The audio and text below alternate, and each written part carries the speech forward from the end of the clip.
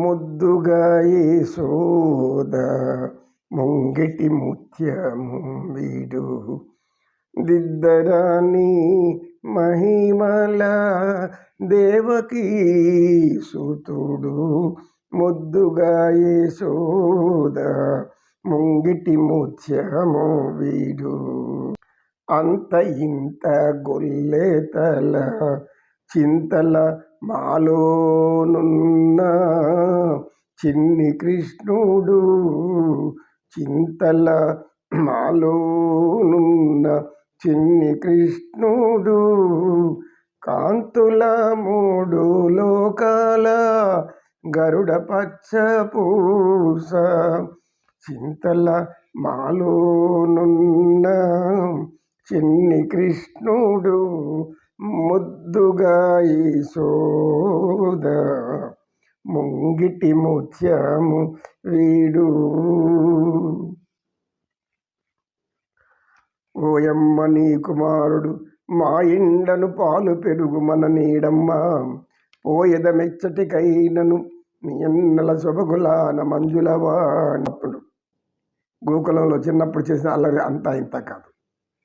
ఇలా యశోదకు ఈ యొక్క గోపకాంతలు గోపికమ్మలు అందరూ వచ్చి అతని మీద చిలుపు చేష్టల గురించి ఆ విధంగా పెరిగిన శ్రీకృష్ణ పరమాత్మ ఇప్పుడు రథం ఎక్కేశాడు. బలరామకృష్ణుడు రథం మీద కూర్చున్నారు. అక్రూరుడు సారథ్యం వహిస్తున్నాడు. ఆ యొక్క శకటానికి నందరాజు అనేక శకటాలను ఏర్పాటు చేశాడు. అనేక శకటాలను పాలుతో పెరుగుతో వెనతో చేయబడినటువంటి అనేక మధుర పదార్థాలను పిండి వంటలు తయారు చేశాడు. బండకెక్కించాడు. ఎందుకు? రాజు కంసుడి యొక్క ఉత్తర్వులు కనుక తప్పదు. ఈ కంసుడి యొక్క ఉత్తర్వులు అనుసరించి అన్నీ బండ్లన్నీ సిద్ధం చేశాడు. ముందర శ్రీకృష్ణుడు మరియు బలరాముడు ఆశీనులై ఉన్నారు రథం మీద. ఆ రథం దివ్య తేజస్తో వెలిగిపోతుంది. దానికి యొక్క చక్రాలన్నీ కూడా నవమణుల కాంతులతో దివ్యమాన శోభాయమానంతో ప్రకాశిస్తూ ఉన్నాయి అన్ని దిక్కులకు. అంతకన్నా 1000 రెట్ల వెలుగుతో తేజస్సుతో పరమ సౌందర్యమూర్తి అయినటువంటి సురేంద్రుడు, ఇంద్రులకు ఇంద్రుడు, దేవేంద్రుడు కన్నా లాంటి వాళ్ళని ఎంతోమందిని నిర్మించినటువంటి పరమాత్ముడు, పరమపద సోపానానికి నిదర్శనమైన వాడు శ్రీకృష్ణ పరమాత్మ. పీతాంబరధారి అయి నవమక్తిక్తంతో కస్తూరి తిలకంతో కరులకు సన్నని కాటుక దిద్దబడి ఆయన యొక్క శరీరమంతా కూడా సుగంధ లేపనాలు చల్లబడి ఉంది. ఆ సౌగంధిక సుగంధాలన్నీ అన్ని వైపులా వ్యాపిస్తున్నాయి. ఎక్కడో దూరంగా ఉన్న గోపకాంతలు పరిగెత్తుకుంటూ వస్తున్నారు. రాత్రంతా నిద్ర లేదు, అలసిపోయినారు. వాళ్ళు అలసిపోయి శ్రమించి బాధపడుతుంటే ఇక బయలుదేరుతున్నాడు కృష్ణుడు.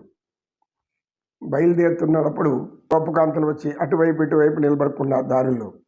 ఎందుకంటే పరమాత్ముడికి ఎదురు రాకూడదు కదా, పరమాత్మకి ఎదురుగా అడ్డు తగలకూడదు. ఆ రథానికి ఎక్కడ కూడా మొదటి నుంచి అడ్డం అనేది ఏమి ఉండకూడదు. కనుక దివ్య తేజస్తో వెలిగిపోతున్న ఆ సౌందర్యమూర్తిని చూస్తూ వాళ్ళు కరుణ చూడవయ్య పరము చూపవయ్య మురళీ మోహన వినీలమేఘ శ్యామ. కరుణ చూడవయ్య పరము చూపవయ్య మదిలో నీ స్మరణ కలిగిన హాయిగా బ్రతుకే తీయనయ్యై వెన్నెలయ్యై కాయుగా. నిరుపమలీల నిలయ దయామయ కరుణ చూడవయ్యా. గోపకాంతలు ప్రార్థిస్తున్నారు, అయ్యా కృష్ణ, మాతో సరసాలు ఆడావు, మురిపించావు, రసక్రీడలు ఆడించావు, ఈ యొక్క బృందావనంలో విహరింపజేశావు, యమునా నదులు జలకాలాడించావు, ఎన్నో చేశావు. ఇప్పుడు మా మీద కరుణ, ఇంతలేని కరుణ మాని ఎలా వెళ్తున్నావయ్యా, ఎలా వెళ్ళగలుగుతున్నావు? నీ శరీరం మాత్రమే వెళుతుంది, నీ మనసంతా మాకు వదిలేసి పెట్టున్నావు, మాలో నిలిచిపోయింది అని కాంతలు కొల్లుమ ఏడుస్తున్నారు. కళ్ళల్లో నీళ్లు ఉబుకుతున్నాయి. శాశ్వతంగా దూరం అయిపోతాడనే బాధ వాళ్ళల్లో చెప్పలేనంత ఆవేదన తీసుకొస్తుంది. అయ్యా, మేము అన్నీ తెగించేసాం, అన్నిటికీ తెగించేసాం అంటే సర్వబంధుజనులు, భర్తలు, బిడ్డలు ఎవ్వరు వద్దు మాకు అనుకొని నీకు సర్వస్వం అర్పించామి. మరి అది గుర్తు రాలేదా? అనేక ఆటలు ఆడేవా మాతో, అది గుర్తు రాలేదా? ఇలా అన్నీ అది గుర్తు రాలేదా, ఇది గుర్తు అంత అక్కడ దూరం నుంచి చెప్తున్నారు వాళ్ళు. శ్రీకృష్ణుడు మాత్రం నల్లని మేని పద్మనయనములవాడు, తెల్లని కన్నుల దేవుడు,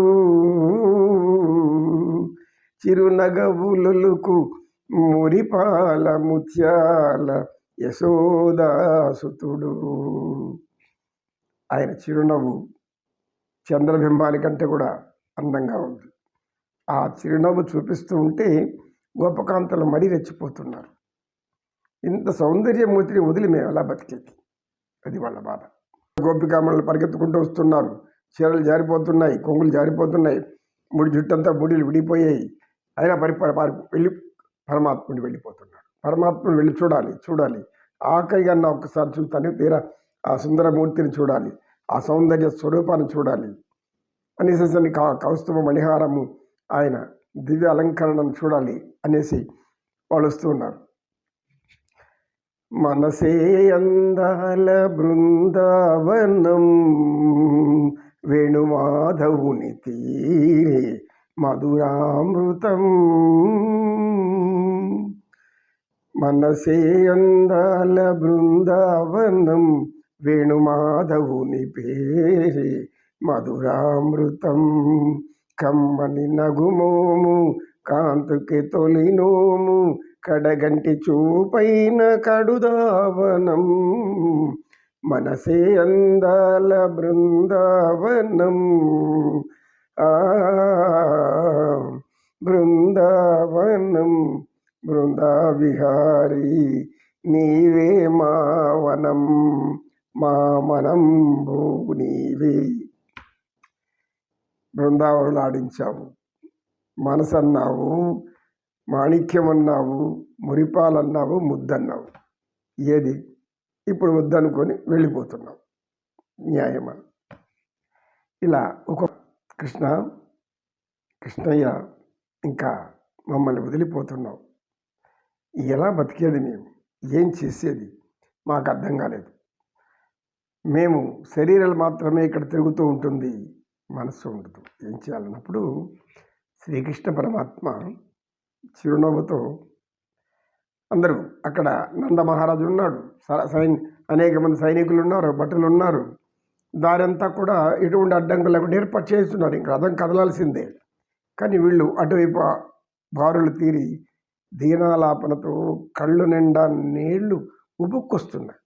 హృదయం అంతా ఉప్పొంగిపోతుంది, గుండె పగిలిపోతుందేమో అన్నంత ఆవేశం వారిలో ఉంది. ఆ ఆందోళన, ఆవేశం వాళ్ళని బలహీనులు చేసేసింది. చక్రానికి అడ్డుపడుతున్నారు కొందరు, చీరలు జారిపోతున్నాయి, మాకు వద్దు ఈ దేహం అన్నట్టు రీతిలో ఉన్నారు. అక్కడ ఉన్నటువంటి వృద్ధ మహిళలు వాళ్ళందరినీ కూడా తనిదనంగా ఉంచేస్తారు. తీసుకొని తర్వాత చర్చించుకుందాం. నమో కృష్ణ, నమో కృష్ణ. కృష్ణం వందే జగద్గురు, శ్రీకృష్ణం వందే జగద్గురు.